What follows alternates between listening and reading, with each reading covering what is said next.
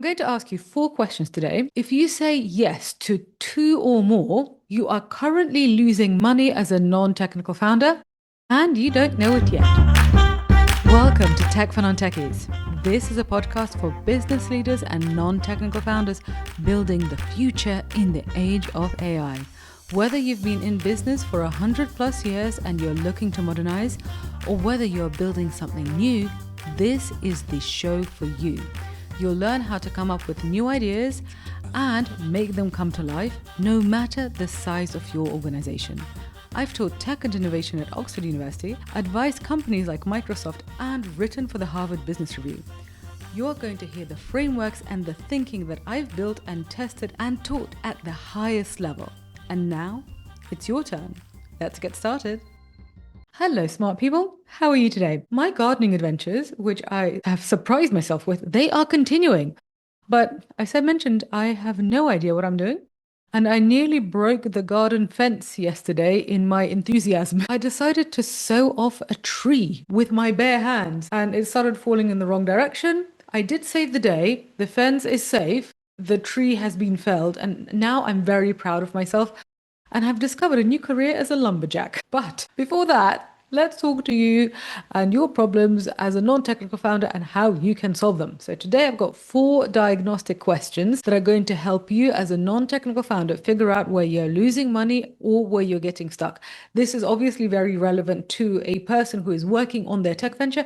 It's also very relevant for you if you're a corporate innovator. This episode is going to help you to identify the root causes of why product development is going off track. Because when it goes off track, it's very stressful and it's very expensive. It's also going to help you de-risk scope creep, which is another expensive and very common issue.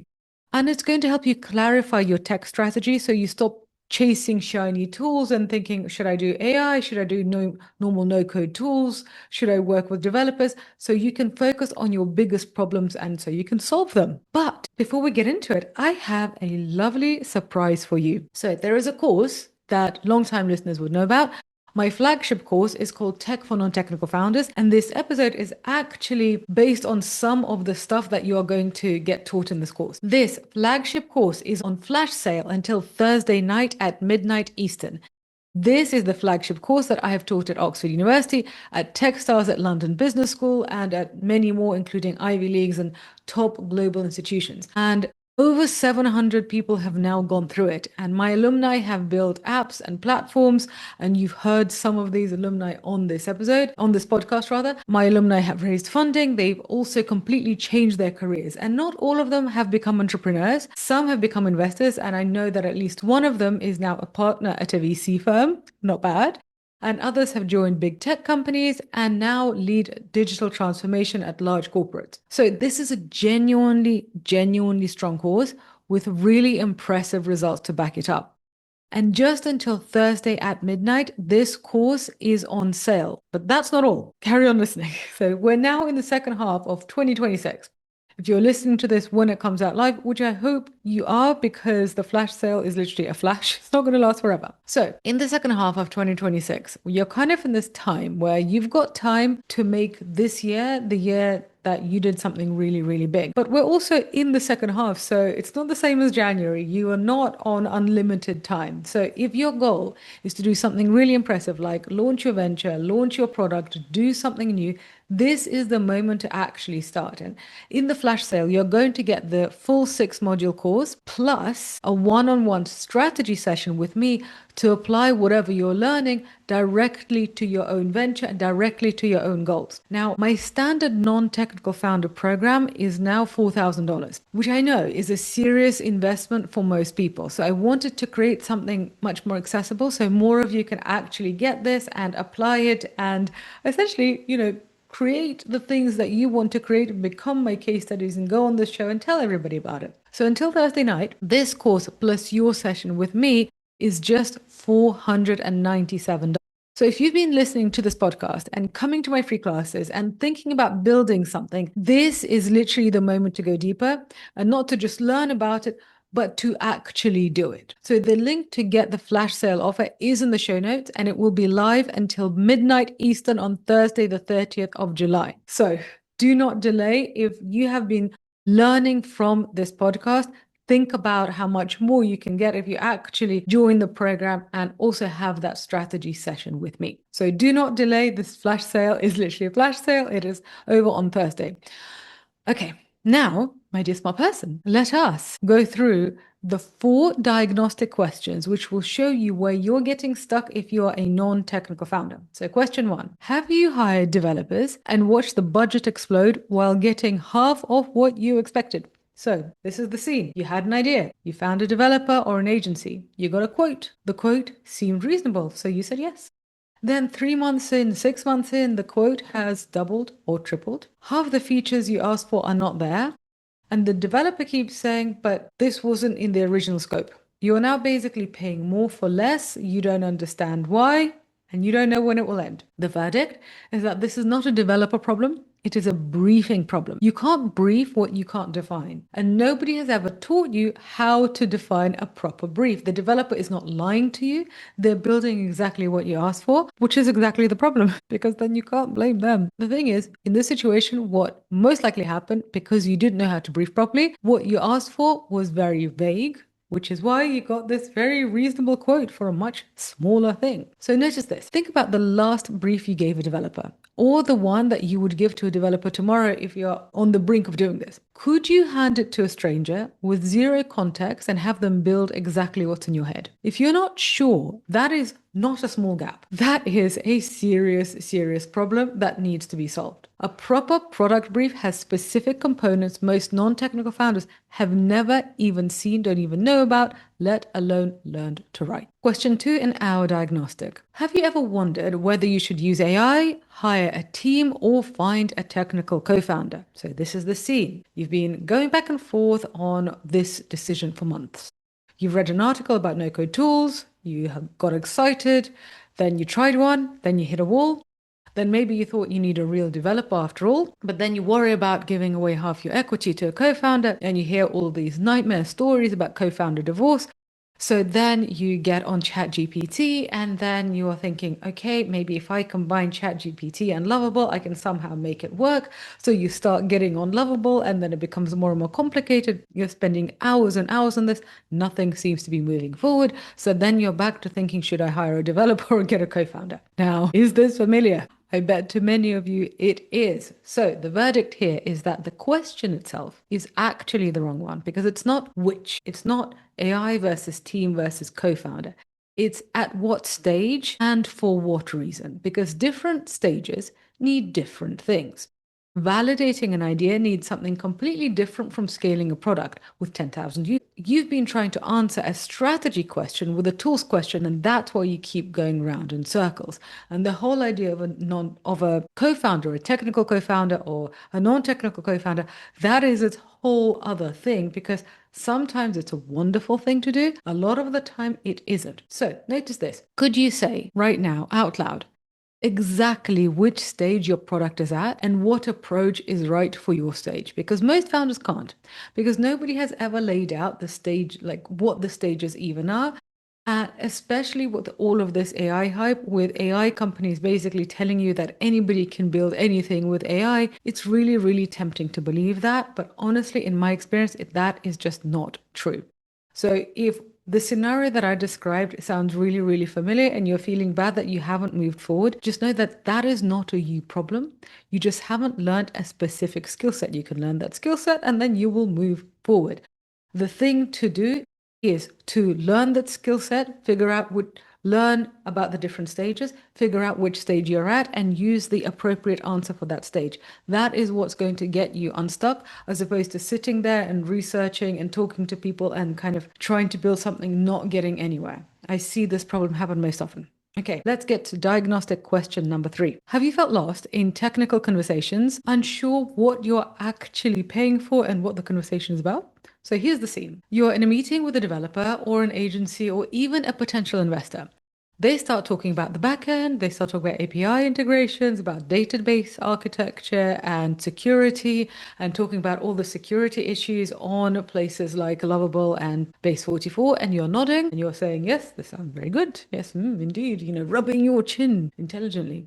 But inside, you are really hoping that nobody turns to you and asks a direct question because you genuinely have no idea whether what they're proposing is reasonable or if you're being taken for a ride or whether the investor is asking questions that you really should have the answer to or whether they're basically just too technical and this is where you need to get a developer.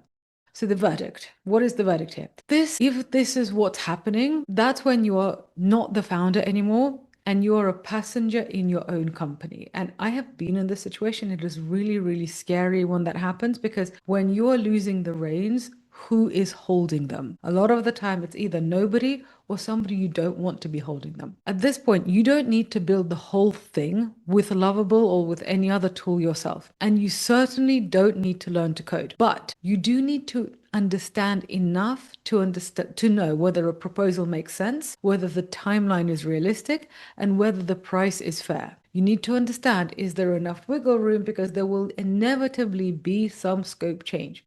Because right now, if you can't tell the difference between a good decision and a bad decision in that room, you are in the business of making expensive mistakes. So notice this. If a developer quoted you 6 weeks for a feature tomorrow, would you know whether this is reasonable or whether it's being padded or whether the developer just has a completely different vision of what this feature is to you? Because most non-technical founders have no reference point for this at all, and they don't even know how to question it. And so if you just say, okay, why 6 weeks? And they give you a technical explanation, what are you going to do with it? Basically nothing. So if this is what's happening to you, the answer again is this is not because you're stupid. This is not because this is impossible. It's just a skill set that you need to learn. You have learned things before. You could learn this skill set too. And obviously, if you get expert help, you're going to move faster. This is what we cover in the Tech for Non-Technical Founders course. It's not the only thing that we cover, but it's definitely one of the important aspects. As I told you, this episode is actually based on that very, very course. So if what I'm talking about really resonates with you, I really, really encourage you to take advantage of the flash sale. It's not going to be affordable for us as a company to basically offer this at this price for the long term, but I want as many of you as possible to take this course because honestly, it's had such good results that I want to basically spread the opportunity and I want to meet as many of you as possible in our strategy sessions. Diagnostic question number 4. Have you been stuck asking, should I hire developers instead of how does a product go from idea to scale? How many of you are even asking, how does a product go from idea to scale? You should be asking that question. That should, if you have an idea for a tech venture, that is the number one question you should be asking. So here's the C. You spent enormous energy on this one decision. So whether to build it yourself or hire developers or find a co-founder. And you have been treating it like the entire problem. Like this is, okay, once I figure this out, then everything is going to be amazing. I'm going to burst your bubble because that's literally one step out of at least 6 steps. So before you even answer this question, if you still don't know how to design something that users will understand or how to work with whoever you hire or, seduce as your technical co-founder or how to get your first users and how to actually make sure that your product is being used from day one, then you have a problem. So, a thing that I often see is that so much energy goes into getting a developer or getting the product created somehow, and no energy goes into users and scale. And this is when you end up with a product which is expensive, like it's expensive either in time or in money, often in both. So you end up with this product and then it's basically sitting on the app store, sitting on the internet, and it's basically an expensive hobby. And yes, you have a product, but unless you have users, unless you can analyze their behavior, unless you know what to do with that analysis, you've essentially just created a thing that is completely useless, right?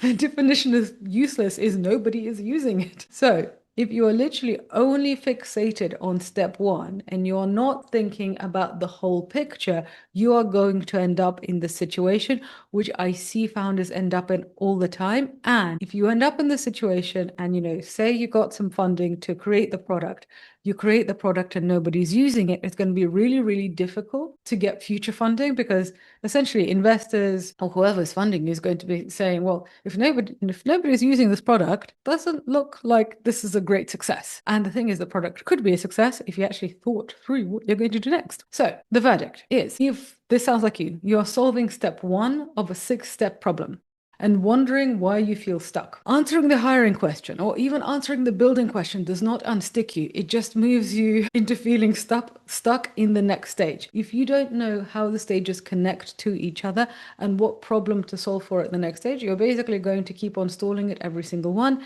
And it means that a journey that is already risky is going to keep on getting riskier and riskier. So notice this. Could you list right now the 6 stages a product actually goes through? The 6 stages a product actually goes through between an idea in your head and a product at scale that lots of people are using. A lot of founders can name maybe 2, potentially 3. But the other 3, the other 4 really are not obvious, because they're not the kind of thing that you figure out by thinking harder. They're the kind of thing that somebody who has gone the journey, who has gone on the journey, and somebody who's actually codified this process, i.e. me, could teach you. Okay, so let's bring this together. Actually, before I do that, I just want you to see that if you've gone through these questions with me, and these questions have made you feel really bad because you're like, oh my God, I've had all of these situations, or I'm about to embark on this journey and I can imagine myself in these situations.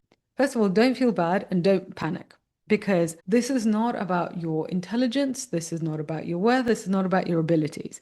I mean, it is about your abilities, but it's about your current abilities, right? Like, if you don't know how to bake a cake today, it doesn't mean that you can never learn to bake a cake, right? What do? You find out how to do it, and you have a few practice runs and off you go. You're off to the races. So if you are going through this with me and you're going through these questions and you're feeling terrible, the solution is take some action to prevent these problems. You can take action and you'll be fine. So let's bring this together. The 4 questions. Oh, by the way, can you hear? There's like huge rain. But anyway, I hope you can't hear the Amazon falling from the skies. So the 4 questions are you vague when you brief developers because nobody taught you how to be specific? Number 2, are you stuck cycling between AI, hiring, and co-founders because you're answering a tools question with a no-stage strategy? So you don't know what questions to ask for which stage. Question 3, do you nod along in technical meetings, hoping that nobody asks you a direct question? This is when you are losing control. You're losing control of your venture, which means either somebody else has control or nobody has control. Both are bad in different ways. And the last question is, are you fixated on one decision when actually building your product is just part of a 6-step journey? So if 2 or more of these questions really struck you, then that's not bad luck. You basically have a knowledge gap, and a knowledge gap, the great thing about a knowledge gap is it is fixable. You can fill it. So if you've just heard yourself in 1 or 2 or honestly all 4 of the questions, then here's the thing. This is not a personal failing. This is something that we can close in the Tech for Non-Technical Founders course, which is, as I have mentioned, on the flash sale right now. And so here is what one of our alumni, one of our over 700 alumni now, said of the course. Her name is Lucia Marin. She is a founder of a language learning platform. So she literally was one of my earliest students, and she said, I attended Tech for Non-Technical Founders, and it helped me understand all the aspects involved in developing an app, and it helped me get investment to build my first prototype. Sophia explained everything in a very clear and simple way. I couldn't recommend this course highly enough. Isn't this amazing? When I have my down days, I read testimonials and they make me feel better. This is one of the ones I keep on going back to. Anyway, right now, the course that Lucia is talking about is on flash sale until Thursday night at midnight. We're in the second half of 2026 now, so you've still got time to make this year you do something big, but not unlimited time. So this is the moment to actually start. In the flash sale, you're going to get the 6-module course plus a one-on-one strategy session with me to apply what you are learning directly to your own goals. So our standard non-technical founder program is $4,000. which I know is a serious investment for most of us. So I wanted to make sure that there's something more accessible so more of you can get this knowledge and basically take your ventures from vision to reality. So until Thursday night, the course plus your session with me is just $497. So if you've been listening to this podcast and you've been really applying what you're learning, or you've been thinking, okay, 2026, this is the year I'm going to do something about this. This literally is the moment to go deeper. I'm giving you this amazing opportunity. So please take it, because if you are loving what you're learning in the podcast, just imagine how much further you will go if you actually take the program and have this strategy session. So the link is in the show notes. It's live until midnight Eastern, Thursday, the 30th of July. So don't delay, because this opportunity is honestly a no-brainer. So sign up. And on that note, my dear smart person, I'm looking forward to seeing you in the course and having our strategy sessions. And on that note, have a wonderful day, and I shall be back in your delightful Smarty World next week. Ciao!